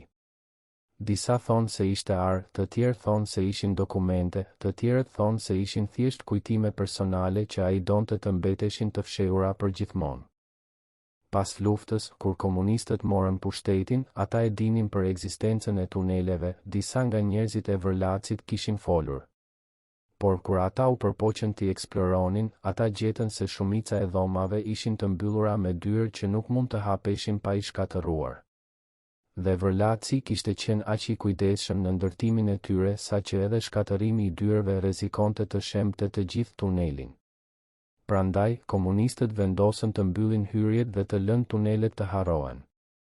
Dhe për dekada, ato mbetën aty, nën tokën e Elbasanit, një monument i fshehtë për paranojen dhe frikën e një njeriu që dikur kishte qenë i fuqishëm. Por historia nuk mbaroi aty. Në vitet e fundit, ka pasur disa përpjekje për të eksploruar këto tunele. Disa arkeologë dhe historian kanë marrë leje për të hyrë në disa pjesë të rrjetit, dhe ajo që kanë gjetur është mahnitse. Tunelet janë shumë më të mëdha dhe më komplekse se sa kushto kishte imagjinuar. Ka dhoma që duket se janë përdorur si zyra, të pajisura me tavolina dhe karrige të vjetra. Ka depo që ende përmbajnë ushqim të konservuar nga vitet 40. Dhe ka një dhomë në pjesën më të thellë të rrjetit, ku në mur është gdhendur një mbishkrim në arabisht, një varg nga Kurani që flet për durimin dhe për besimin se Zoti sheh gjithçka. Kush e gdhendi atë? A ishte vetë Vërlaci në një moment dëshpërimi dhe lutjeje? Apo ishte dikush tjetër, një nga punëtorët që ndërtuan tunelet? Askush nuk e di. Por ajo që e bën këtë histori edhe më të çuditshme është se disa nga dhomat ende nuk janë hapur. Ato mbeten të vulosura, të fshehura pas dyrëve që askush nuk ka arritur t'i hapë. Çfarë fshihet aty? A ka ende art të fshehur, dokumente të panjohura, sekrete që Vërlaci donte që të mbeteshin të varrosura për gjithmonë? Këto janë pyetje që vazhdojnë të tërheqin historianët dhe aventurierët. Dhe çdo vit ka raporte të reja për njerëz që përpiqen të gjejnë një mënyrë për të hyrë në ato dhoma, duke shpresuar se do të zbulojnë diçka që do të ndryshojë kuptimin ton për Vërlacin dhe për kohën e tij. Por ndoshta sekreti më i madh i këtyre tuneleve nuk është ajo që fshihet në to, por ajo që ato tregojnë për njeriun që i ndërtoi. Ato janë një dëshmi e frikës së tij, e paranojës së tij, e refuzimit të tij për të pranuar se kishte humbur kontrollin. Ato janë një monument për një njeri që kaloi vitet e fundit të jetës së tij duke u përgatitur për një katastrofë që ai e dinte se po vinte, por që nuk mund ta ndalonte. Dhe ato na kujtojnë se edhe njerëzit më të fuqishëm, edhe ata që duket se kontrollojnë gjithçka, jetojnë me frikë, frikën e humbjes, frikën e tradhtisë, frikën e harresës. Dhe ndonjëherë, kjo frikë i konsumon aq shumë sa që ata ndërtojnë monumente për të, monumente që mbeten edhe sot, të errëta dhe të heshtura, nën tokën që dikur e zotëronin. A mund të imagjinoni se çfarë do të thotë të kalosh netët e fundit të jetës tënde duke ecur nëpër tunele të errëta, duke kontrolluar dyrë që ndoshta nuk do të hapeshin kurrë, duke fshehur gjëra që ndoshta askush nuk do t'i gjente kurrë? A mund të imagjinoni vetminë e atij njeriu, të rrethuar nga mure betoni, duke ditur se bota sipër po ndryshonte, se pushteti i tij po zhdukej, se emri i tij po harrohej? Kjo ishte realiteti i shefqet Vërlacit në vitet e fundit, një realitet i ndërtuar nga frika, i mbajtur nga paranoja, i mbyllur në errësirë.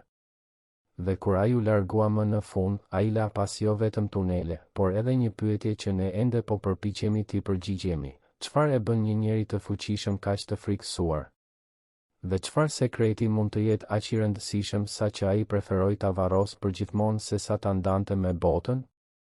Për herë të parë në 35 vjet, njeriu që ishte përgjegjës për sigurinë personale të shefqet Vërlacit pranon të flasë përpara kamerave.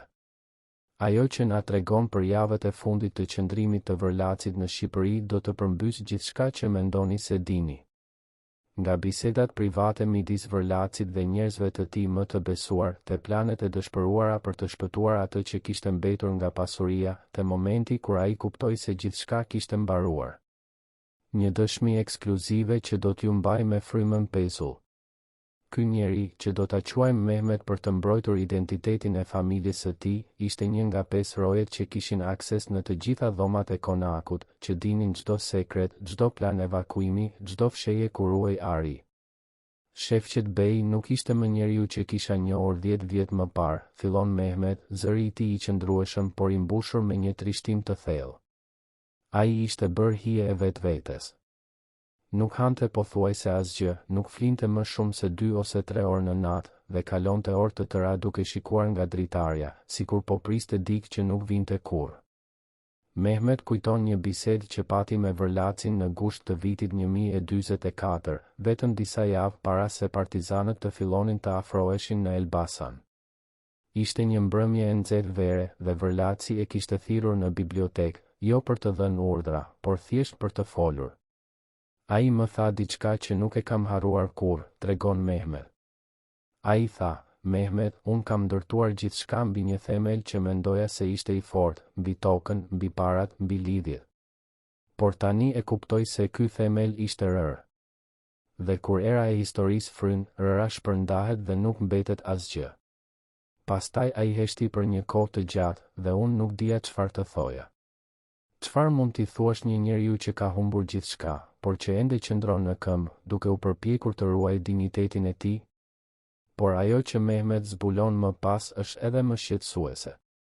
Në ato javë të fundit, Vërlaci filloi të marrë vendime që dukeshin të çuditshme, pothuajse iracionale. Ai urdhëroi që të gjitha portretet e tij të hiqeshin nga muret dhe të digjeshin.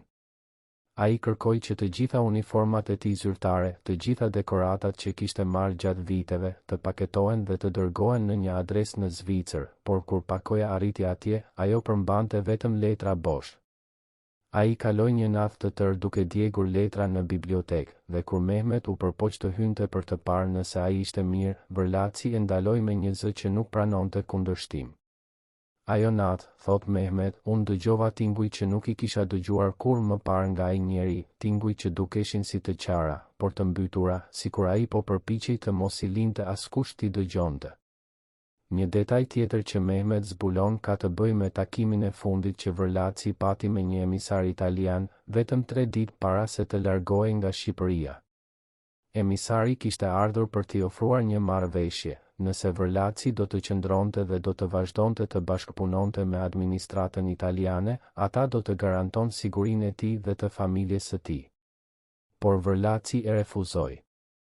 Ai i tha emisarit diçka që më bëri të kuptoja se ai kishte marrë vendimin e tij final, kujton Mehmet. Ai tha, unë kam bërë shumë gabime në jetën time, por nuk do të bëj gabimin e fundit, të vdes si një kukull në duart e të tjerëve. Nëse duhet të largohem, do të largohem me kokën lart. Nëse duhet të humbas gjithçka, le të humb. Por jo nderi im. Emisari u largua i zemëruar dhe Mehmet e dinte se kjo do të thotë se Vërlaci kishte djegur urën e fundit që kishte. Por çfarë ndodhi në ato ditë të fundit para largimit? Mehmet tregon një sekuencë ngjarjesh që duket pothuajse si një ritual lamtumire. Vërlaci vizitoi çdo dhomë të konakut, duke prekur muret, duke shikuar nga çdo dritare, sikur po përpiqej të memorizonte çdo detaj.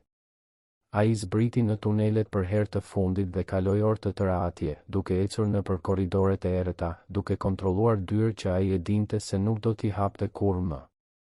Ai thiri çdo antar të stafit, nga kuzhinieri te kopshtari, dhe u dha secilit një shumë parash, jo shumë, por sa për të treguar se ai nuk i kishte harruar.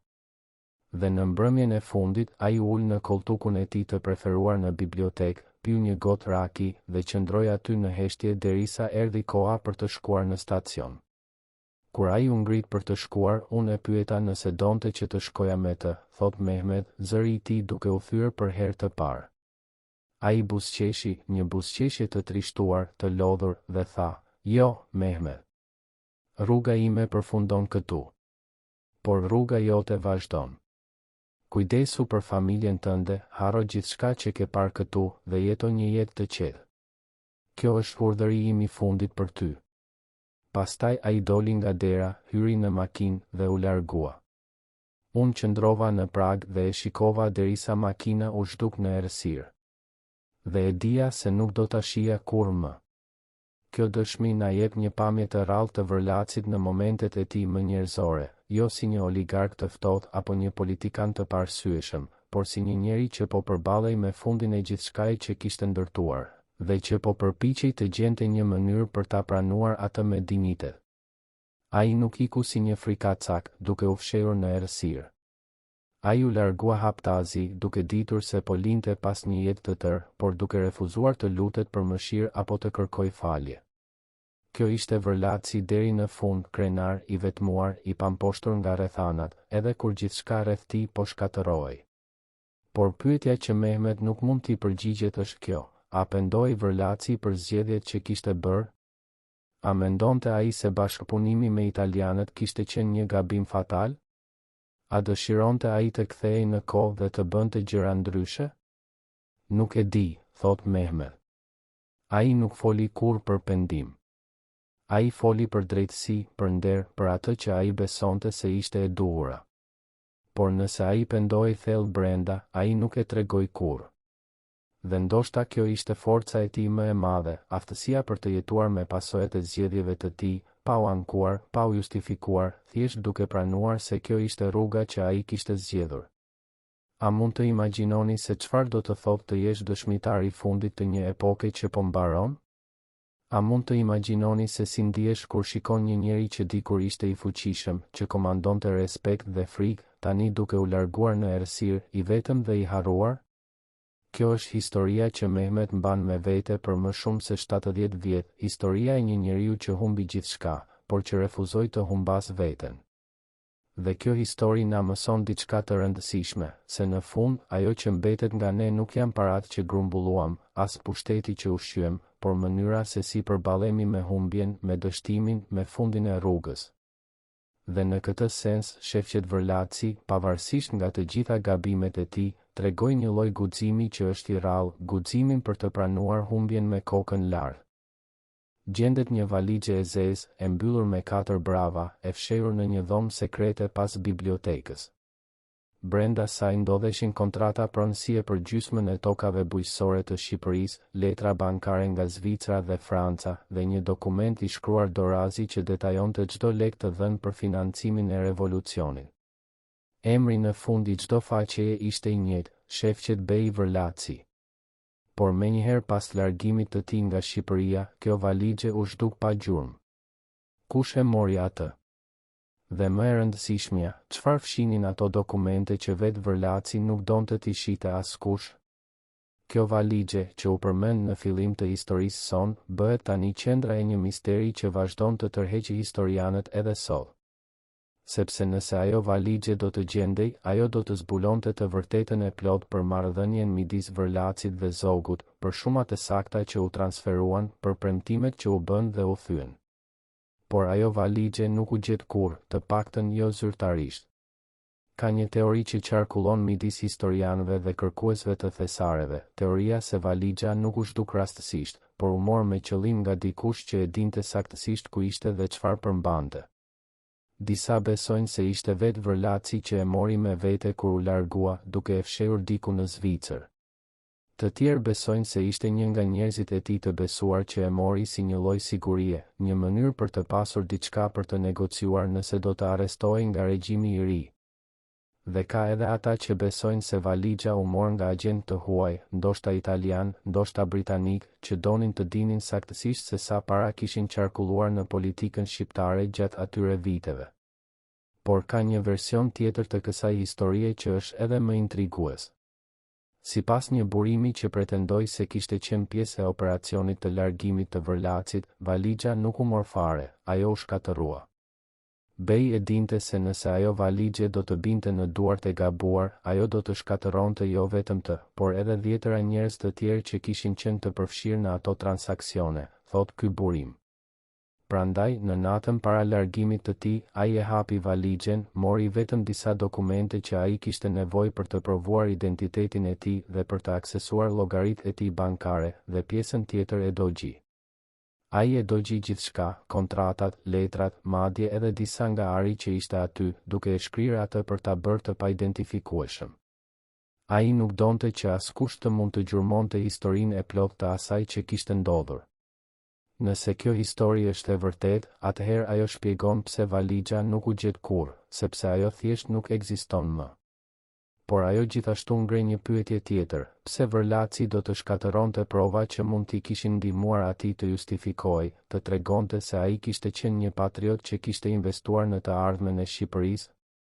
Përgjigjja mund të jetë se Vërlaci e kuptoi se në botën e re që po vinte, një botë e dominuar nga komunizmi dhe nacionalizmi radikal, ato dokumente nuk do të shihen si prova patriotizmi, por si prova e shfrytëzimit dhe manipulimit. Ato do të përdoreshin kundër tij, kundër familjes së tij, kundër kujtimit të tij. Dhe ai preferoi që ato të mos ekzistonin fare sesa të përdoreshin për ta shtrembëruar historinë e tij. Por ka edhe një element tjetër në këtë histori që shpesh injorohet, elementi i artit dhe i objekteve me vlerë që Vërlaci kishte grumbulluar gjatë jetës së tij. Konaku i tij në Elbasan ishte i mbushur me piktura, me tapiqe persiane, me mobilje antike, me libra të rrallë. Çfarë ndodhi me të gjitha këto? Shumica u konfiskuan nga regjimi komunist dhe u shpërndan në muze apo u shitën në treg të zi. Por disa prej tyre u zhdukën në mënyrë misterioze dhe ka raporte të paktë të besueshme se disa nga objektet më të vlefshme u kontrabanduan jashtë vendit nga njerëz që kishin qenë në shërbimin e Vërlacit. Një nga këto objekte ishte një portret i madh i Vërlacit, i pikturuar nga një artist italian në vitet 30. Ky portret u pa për herë të fundit në konakun e Elbasanit në shtator të vitit 1044. Pastaj ai u zhduk dhe askush nuk e di se ku është sot. Ka një histori interesante që lidhet me këtë portret. Në vitet 90, një koleksionues arti në Zvicër pretendoi se kishte blerë një portret që ai besonte se ishte i shefqet Vërlacit. Ai e kishte blerë nga një shitës i vjetër që kishte thënë se portreti kishte qenë në familjen e tij për dekada, por që nuk kishte dhënë asnjë detaj për se si kishte arritur atje. Koleksionuesi u përpoq të verifikojë autenticitetin e portretit, por nuk gjeti asnjë dokument që të provonte se ishte vërtet portreti i humbur i Vërlacit. Megjithatë, ai vuri re diçka të çuditshme. Në këndin e poshtëm të djathtë të portretit, kishte një mbishkrim të vogël në arabisht që thoshte fuqia kalon, por nderi mbetet. A ishte ky një mesazh i fshehur nga Vërlaci? Apo ishte thjesht një përputhje rastësore?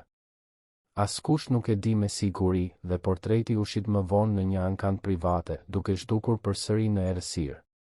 Por pyetja më e madhe që mbetet është kjo: çfarë ndodhi me pasurinë e vërtetë të Vërlacit, me arin, me parat në banka, me investimet që ai kishte bërë jashtë Shqipërisë? Kur Vërlaci arriti në Zyri në vjeshtën e vitit 1044, ai kishte ende akses në disa nga llogaritë e tij bankare. Por shumat që ai mund të aksesonte ishin vetëm një pjesë e vogël e asaj që ai kishte pasur dikur. Shumë nga llogaritë e tij ishin bllokuar nga autoritetet zvicerane, që po hetonin përpara të dyshuara si të lidhura me regjime fashiste. Të tjera ishin konfiskuar nga qeveria shqiptare e re, që kishte shpallur të gjitha pasuritë e tradhtarëve të popullit si pronë shtetërore. Dhe disa thjesht ishin zhdukur, ndoshta të vjedhura nga njerëz që kishin pasur akses në kodet dhe dokumentet e Vërlacit.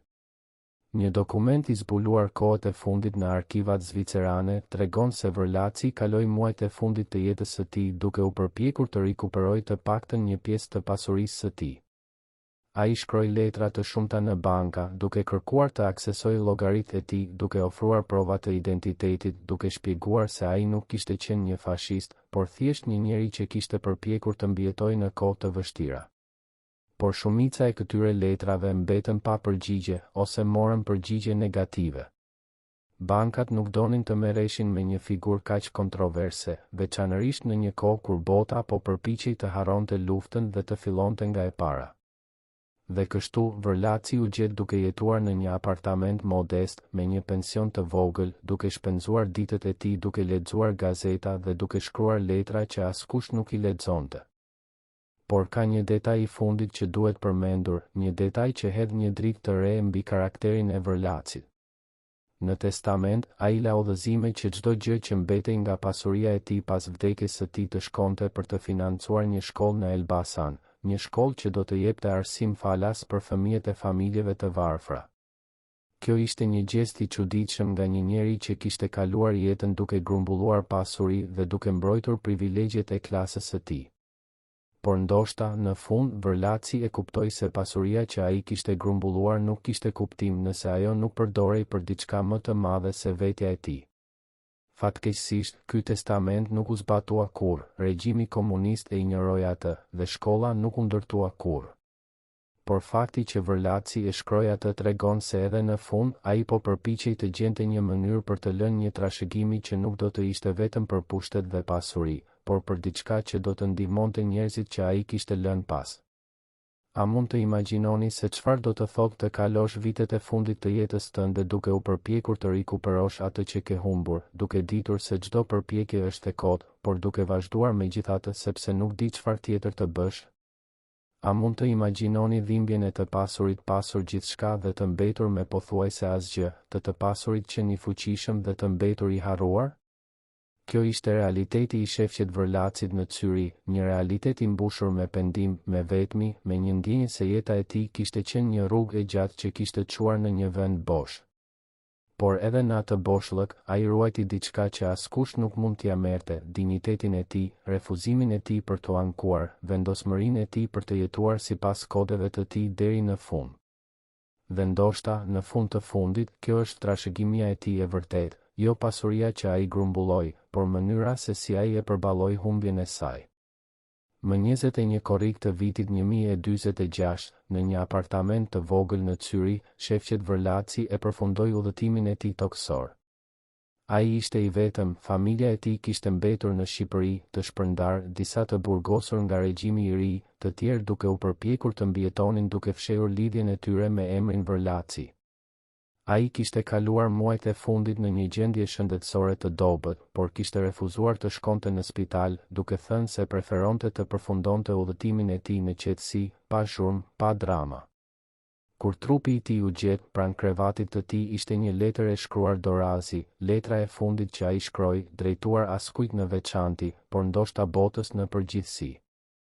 Në atë letër, ai shkroi: kam jetuar një jetë të mbushur me ambicie, me luftëra, me fitore dhe humbje. Kam ndërtuar dhe kam shkatëruar, kam dashur dhe kam urryer, kam besuar dhe jam tradhtuar. Tani, në fund, e kuptoj se asgjë nga kjo nuk ka rëndësi. Ajo që mbetet është vetëm kujtimi, dhe edhe ai do të zbehet me kohën. Por nëse dikush do të kujtoj emrin tim, shpresoj që të kujtoj jo si një njeri të përsosur, por si një njeri që përpiqej të bënte atë që ai besonte se ishte e duhura, edhe kur bota rreth tij po ndryshonte në mënyra që ai nuk mund t'i kuptonte.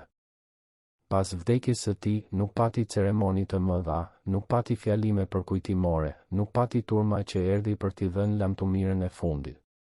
Ai u varros në një varrezë të vogël në Zyri, në një vend të thjeshtë, pa monument të madh, pa mbishkrim të gjallë. Vetëm emri i tij, datat e lindjes dhe vdekjes dhe një varg i shkurtër në arabisht, Inna lillahi a inna ilahi rajiun, ne i përkasim Zotit dhe tek ai do të kthehemi. Kjo ishte fundi i një njeriu që dikur kishte zotëruar gjysmën e Shqipërisë, që kishte bërë dhe rrëzuar mbretër, që kishte jetuar në pallate dhe kishte komanduar respekt dhe frikë. Tani, ai ishte thjesht një emër në një gurvari, në një vend të largët, i harruar nga shumica e atyre që dikur e kishin njohur. Por çfarë ndodhi me Shqipërinë pas largimit të Vërlacit? Vendi hyri në një epokë të re, epokën e komunizmit, ku gjithçka që Vërlaci kishte përfaqësuar u shpall si e keqe, si shfrytëzim, si tradhti. Tokat e tij u konfiskuan dhe u shpërndan tek fshatarët, konaku i tij u kthye në një muze që tregonte krimet e klasës feudale, dhe emri i tij u përdor si një simbol i asaj që Shqipëria duhej të lindte pas.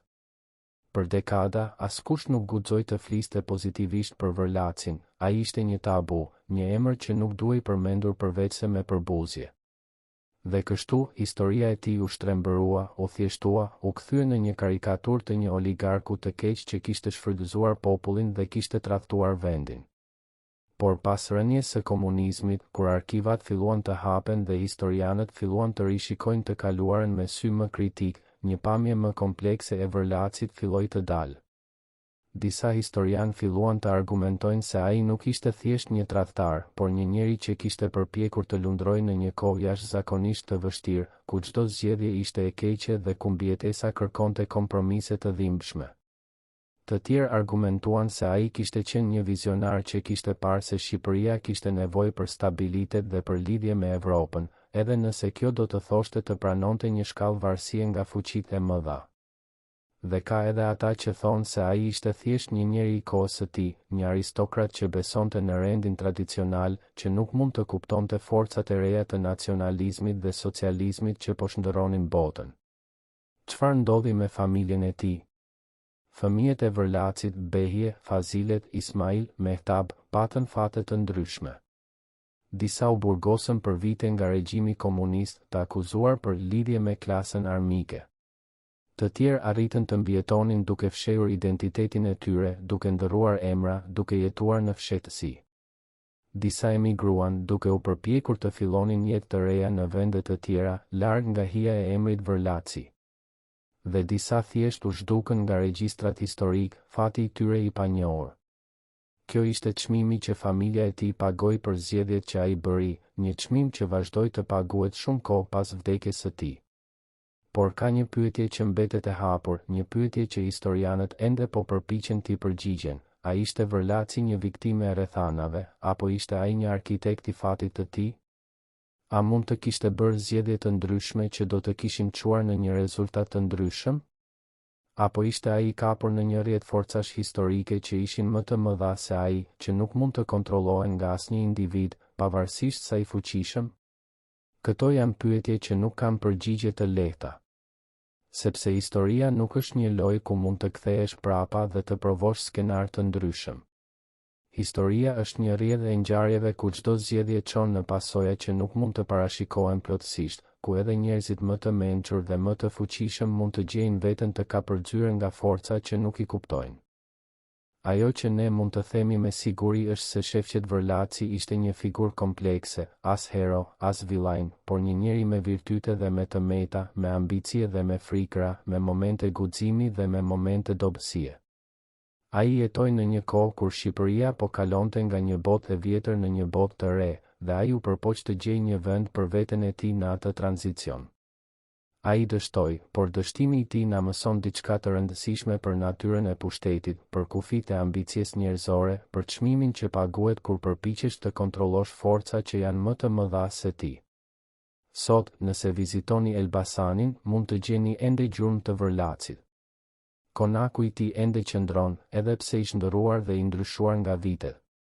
Disa nga tokat që ai zotëronte ende mbartin histori të familjeve që dikur punonin për të. Dhe në arkivat lokale ka dokumente që mbartin vullën e tij, nënshkrimin e tij, provat e një jete që dikur ishte në qendër të historisë shqiptare. Por për shumicën e njerëzve, Vërlaci është thjesht një emër në librat e historisë, një emër që disa e kujtojnë me përbuzje, disa me kuriozitet dhe disa fare nuk e kujtojnë. Por ndoshta kjo është fati i të gjithë njerëzve të fuqishëm, të kujtohesh jo për atë që ishe, por për atë që njerëzit duan të besojnë se ishe. Të bëhesh një simbol, një mjet për të treguar një histori, një mësim për brezat e ardhshëm. Dhe në këtë sens, Vërlaci vazhdon të jetojë, jo si një person real me ndjenja dhe dyshime, por si një figurë në narrativën kolektive të një kombi që ende po përpiqet të kuptojë të kaluarën e tij dhe të gjejë rrugën e tij drejt së ardhmes. Pra, çfarë mësimi mund të nxjerrim nga historia e shefqet Vërlacit? Ndoshta mësimi është ky, se pushteti është i përkohshëm, se pasuria mund të humbet, se edhe aleancat më të forta mund të thyen. Por ajo që mbetet, nëse mbetet diçka, është mënyra se si ne e jetuam jetën tonë, zgjedhjet që bëm, vlerat që mbajtëm edhe kur gjithçka rreth nesh po shkatërrohej. Vërlaci bëri shumë gabime, por ai gjithashtu tregoi një lloj vendosmërie dhe dinjiteti që është i rrallë. Ai refuzoi të lutet, refuzoi të kërkojë mëshirë, refuzoi të tradhtoi kodin e tij personal edhe kur gjithçka tjetër po i merrte. Dhe ndoshta, në fund, kjo është ajo që duhet kujtuar për të, jo si një sajnd, jo si një demon, por si një njeri që jetoi sipas rregullave të tij, edhe kur ato rregulla e çuan në rënim. Stimaj telespektatori, historia e shefqet Vërlacit na lë me më shumë pyetje se sa përgjigje. Çfarë do të kishte ndodhur nëse ai nuk do të kishte financuar Zogun? Çfarë do të kishte ndodhur nëse ai do të kishte refuzuar të bashkëpunonte me italianët? Çfarë do të kishte ndodhur nëse ai do të kishte zgjedhur të luftonte deri në fund, në vend që të largohej? Këto janë pyetje që nuk do të kenë kurrë përgjigje, sepse historia nuk njeh çfarë do të kishte ndodhur nëse. Historia njeh vetëm atë që ndodhi, dhe ajo që ndodhi ishte se një njeri që dikur zotëronte gjysmën e Shqipërisë, që bëri një mbret dhe pastaj e rrëzoi atë, përfundoi jetën e tij vetëm në një qytet të huaj, i harruar nga shumica, i kujtuar nga pak. Por ndoshta ka sekrete që ende nuk i dim. Ndoshta në ndonjë arkiv të fshehur, në ndonjë bankë zvicerane, në ndonjë dhomë të vulosur në Elbasan, ka dokumente që do të ndryshonin kuptimin ton për këtë njeri dhe për kohën e tij. Ndoshta valixha e zezë që u përmend në fillim të kësaj historie ende ekziston diku, duke pritur të zbulohet. Ndoshta ka dëshmi që do të provonin se Vërlaci ishte një patriot i keq kuptuar, ose ndoshta do të provonin se ai ishte edhe më i ndyrë se sa ne e dim. Por derisa ato dokumente të gjenden, nëse gjenden ndonjëherë, ne mund vetëm të spekulojmë, të debatojmë, të përpiqemi të kuptojmë një njeri që jetoi në një kohë kur çdo zgjedhje ishte e vështirë dhe çdo rrugë çonte në pasoja të paparashikueshme. Ajo që ne e dim me siguri është se mbret Zogu shkoi kundër Vërlacit sepse ai mbivlerësoi pavarësinë e tij.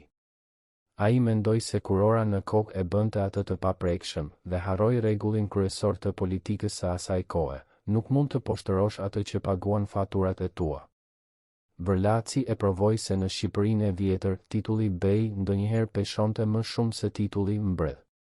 Por kjo fitore erdhi me një çmim të lartë, një çmim që Vërlaci e pagoi me shëndetin e tij, me reputacionin e tij, me vetjetën e tij. Dhe në fund, pyetja mbetet, a ja vlente?